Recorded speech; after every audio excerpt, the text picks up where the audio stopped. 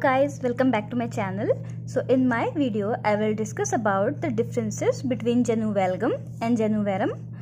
Genu valgum जिसे हम नॉक-नीज कहते हैं एंड Genu varum जिसे हम बोलेक्स कहते हैं. सो आपको याद कैसे रखना है वो ट्रिक मैं बताती हूँ आपको.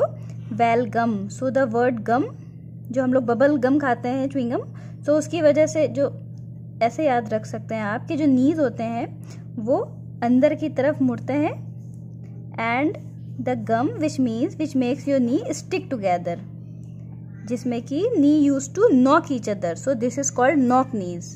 And Genu varum, rum which means you can say whiskey, alcohol which used to make you unconscious, so while walking the knees will stay apart, so it is called as bow legs. धनुष की तरह पैर का आकार हो जाता है, सो इसे हम बोलेक्स कहते हैं. सो ये डिफ्रेंशिएट था जो आपको बताया मैंने. नाउ अब इसमें है क्या वो आप देख लीजिए. Knee alignment that turns knee inward.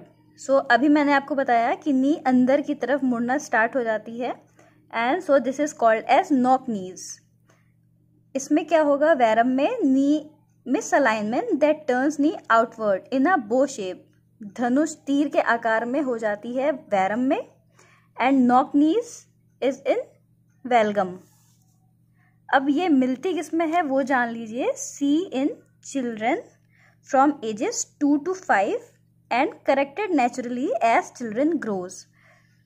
So valgum में डरने वाली बात नहीं है, 2 से 5 साल के बच्चों में देखने को मिलता है एंड जैसे जैसे बच्चे बढ़ते हैं नेचुरली वो सही होने लगता है.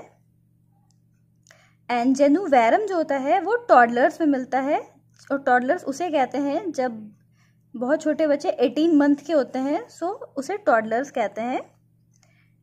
आप एक चीज़ और याद रखिए कि Genu varum को हम लोग bandy leg, Genu varus, Blount's disease भी कहते हैं. सो एग्जाम में कभी भी पूछा जाए इस नाम से, so don't get confuse. These names are also known as Genu varum. Now the third is the cause. Knock-knees Genu valgum is caused is rickets. Vitamin D की डेफिशिएंसी से रिकेट्स हो जाता है बच्चों में, इसे रिकेट्स कहते हैं. एंड सेम विटामिन डी की डेफिशिएंसी अगर बड़ों में होती है तो उसे ऑस्टियोमलेशिया कहते हैं. याद रखिए ये चीज़. And it is idiopathic which means there is no known cause. आपको वो कॉज नहीं पता है कि किस वजह से हुआ है.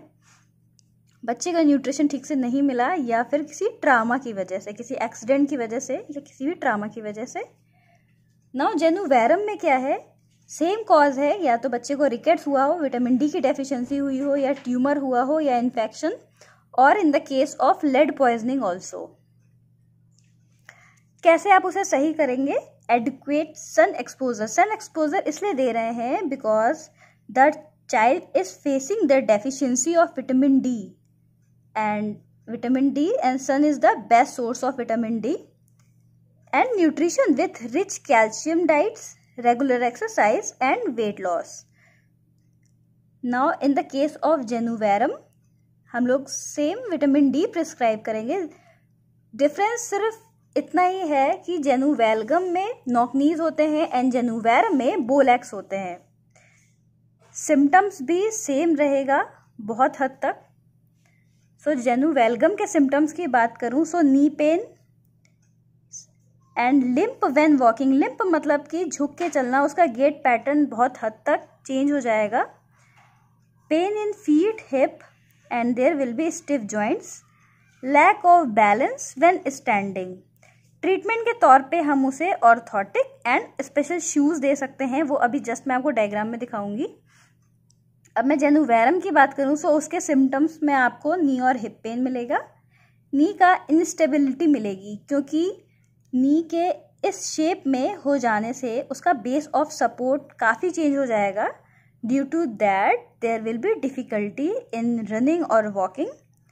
Reduce range of motion in hip. Genu valgum and Genu varum में जो सबसे ज़रूरी चीज़ है वो है उसे नॉक-नीज एंड इसे बोलेक्स कहते हैं. Don't get confuse between these two terms because they look similar. Now see in this diagram, ये नॉर्मल है। And in this case in genu varum में जैसे मैंने आपको बताया bow legs, there is a gap in between both your knees. And genu valgum में क्या मैंने बताया आपको, knock knees, the knee will knock each other, so this is called as knock knees. Try to learn the difference. Now how you can correct this in the case of bow leg deformity and in the case of knock knee deformity। जो भी हम लोग braces use करेंगे and हम लोग बच्चों के लिए स्पेशल शूज़ यूज़ करेंगे, ऑर्थोटिक यूज़ करेंगे। Now there are some braces, these are the brace and the children used to wear this for several months and really it is very beneficial. So this is all about my video about genu valgum and genu varum. So I hope this will help you out and you could differentiate between them. So thank you for watching my video and keep smiling.